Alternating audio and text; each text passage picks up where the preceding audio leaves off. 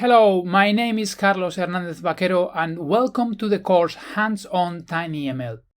While I'm a big fan of the advantages the public cloud brought the last years, the next big thing is not running in a data center far, far away, but around you, probably part of the so-called cyber-physical systems. As you know, machine learning is now widely used in distributed systems, but as more accurate ML models continue increasing in size, TinyML applications start to appear in the other end of the spectrum. Alexa, smart bulbs, autonomous cars, or security cameras are all great examples of this.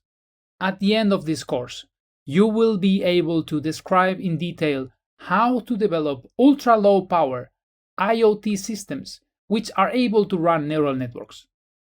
This is just about the perfect time to learn what is AIoT, the intersection of AI and IoT, for your professional career, startup, or business.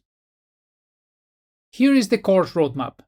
This video is part of the introduction, highlighting the course prerequisites. Next, we introduce the main concepts of deep learning and the different types of low-power embedded systems, also known as IoT. We are training our own convolutional neural network and experiment compiling and downloading a firmware to an IoT device. In sections 4 and 5, we get to the intersection of neural networks and IoT. We discuss the techniques and frameworks used today in the TinyML industry. We present what are the main use cases and how to measure the performance achieved. Then we proceed to section 6, where we learn the available methods for compressing and deploying neural networks, and we apply one of them as an exercise. Finally, we close the course looking at the future direction beyond TinyML. The prerequisites are not that crazy.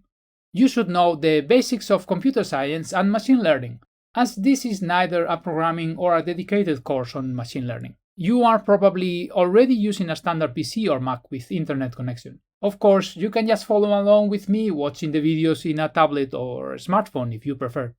And to get the most out of the course, I recommend you to get a physical IoT device, and specifically the Arduino Nano 33 BLE Sense, which is the one we are using. I'm really excited about this course, so get ready with enough coffee, or tea if you prefer, available at your side, and let's start!